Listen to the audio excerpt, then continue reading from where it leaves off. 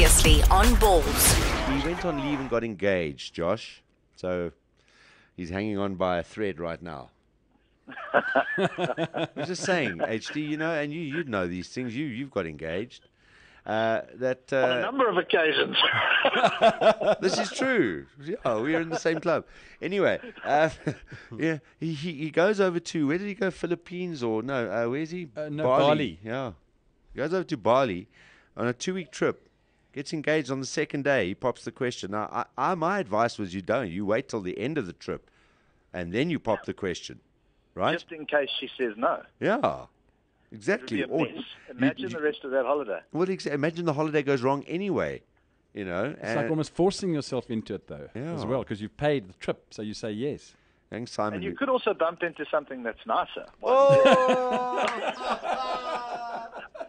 Hey, listen, bud. In Bali, I would do a serious check first before. Just a little bit of Adam's apple. That's Okay. Anyway, Josh, hope that answers your question. He's back on Monday, and the rugby panel will be back again as well. Welcome to the show. Thank you. No, what are you? Are you sitting at home in your settee watching this pain from Abu Dhabi? Yeah. I have. Yesterday I was in studio with Mark Archer and Sean Pollock on for the first 2 days, and there was hope when I left the studio. But today it looks as though we're going to be one down with one to play. Yeah. Yeah. What's gone wrong? Undercooked? What is the story? Yeah, you know, it's a difficult one because we've played such good cricket for so long now. You know, so we can't exactly turn around and say, "Oh, the selections are wrong," because it's the right side. I mean, it's a really good side. You know, the argument will be there: should Imran Tahir have played ahead of Robin Peterson? But that's in hindsight because Robin hasn't bowled so well. I mean, the last time Imran played for South Africa was in Adelaide, and he went for I think 270 in 30 overs. So it wasn't a pleasant, or 17 overs or something stupid. It wasn't a pleasant experience for him. But you know, I think undercooked is probably a good one. I mean, for some reason, South Africa, as the number one side in the world, play less test than anyone else in the world, which is something that really needs to be addressed because we can't continue to have our test players not playing cricket. And when we do have tours, they want to cancel them. Well, that's all. They just give us 2 tests. Oh, I mean, 2 tests, you know, even Pakistan, South Africa, 2 tests, I think is too little. I don't think any test series should be 2 tests. I mean, remember that a few years back when we played Australia here in South Africa, and that ended 1-1, and everyone was sort of crying out for one more. Yeah. Because they were both absolute humdingers, especially seeing the Australians get bowled out or beat 21 for 9 at Newlands. That was fabulous. But yeah, so it's strange that we keep being lumped with 2 test matches and that we're not playing a lot of test cricket. And I see with the Future Tours program, it's not getting much better.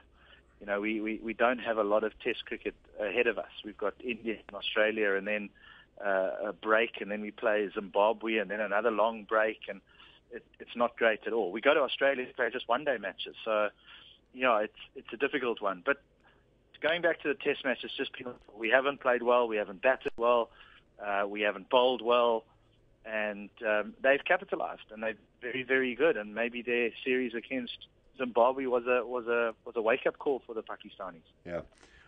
You broke up a little bit. I just heard you say Newlands 21 and 9. Can I write that down as your prediction for the Currie Cup final? Sharks 21, Province 9? Well, the Sharks have got to make it down to Newlands first.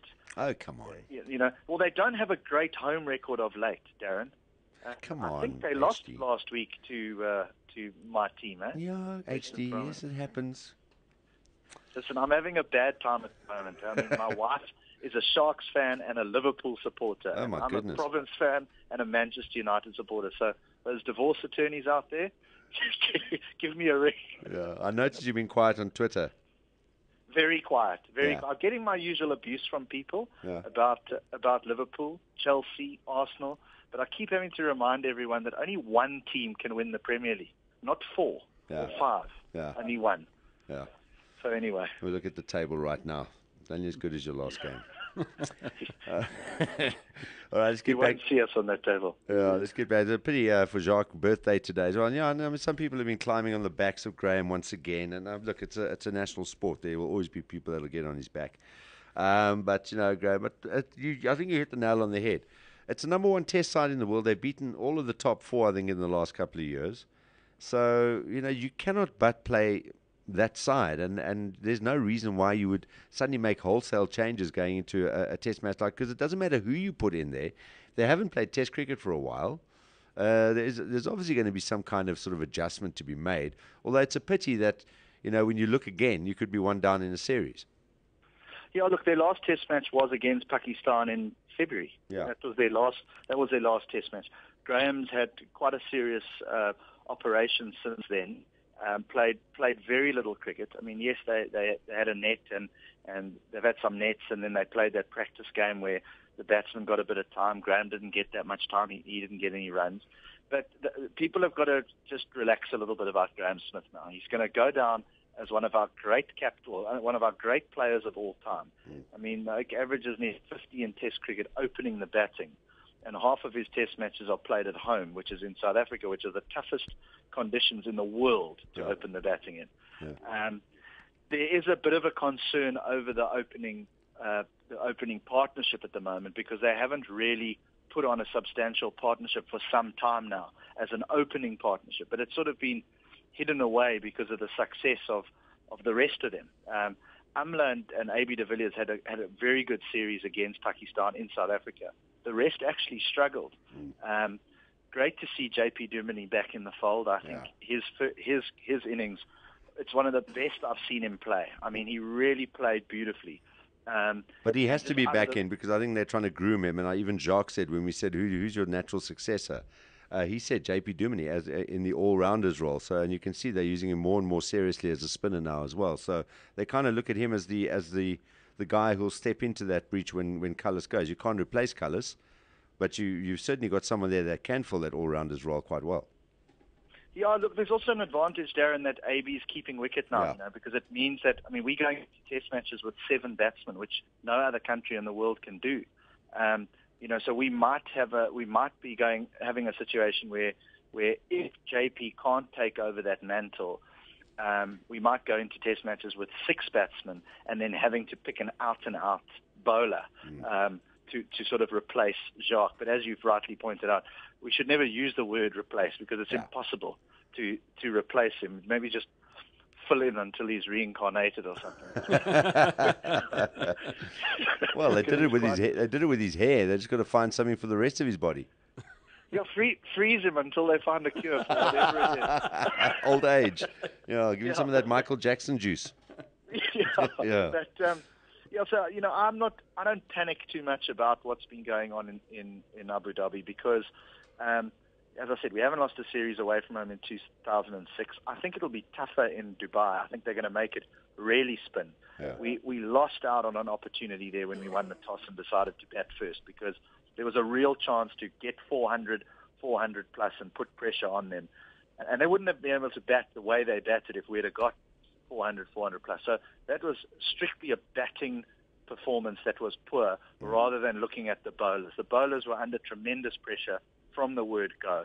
So, even a Robin Peterson performance can be overlooked, because having 240 is neither here nor there in the test arena, and it's certainly nowhere near good enough subcontinent on day one. Yeah.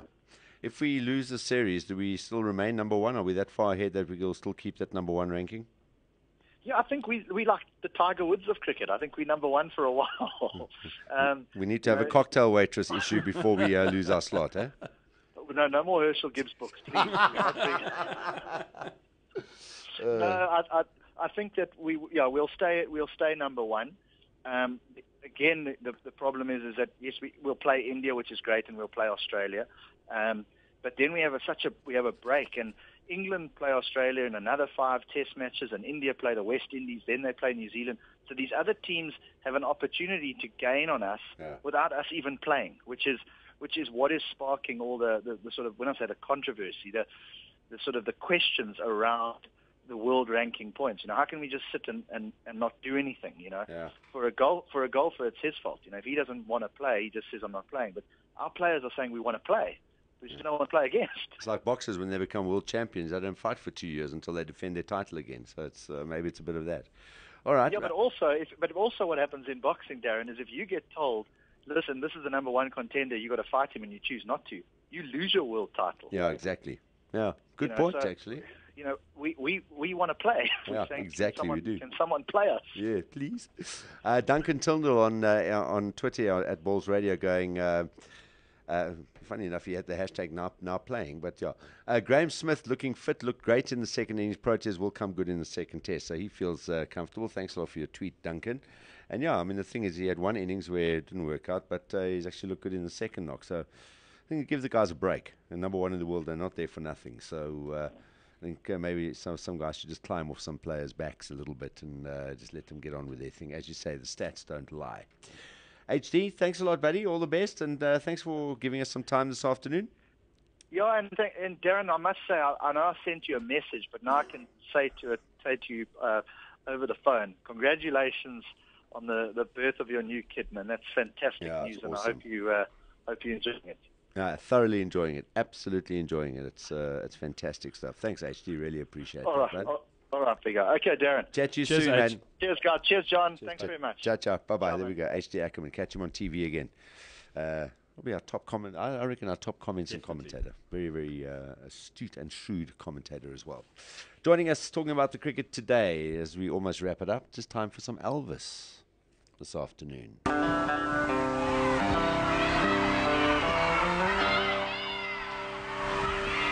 Oh, I wish I was.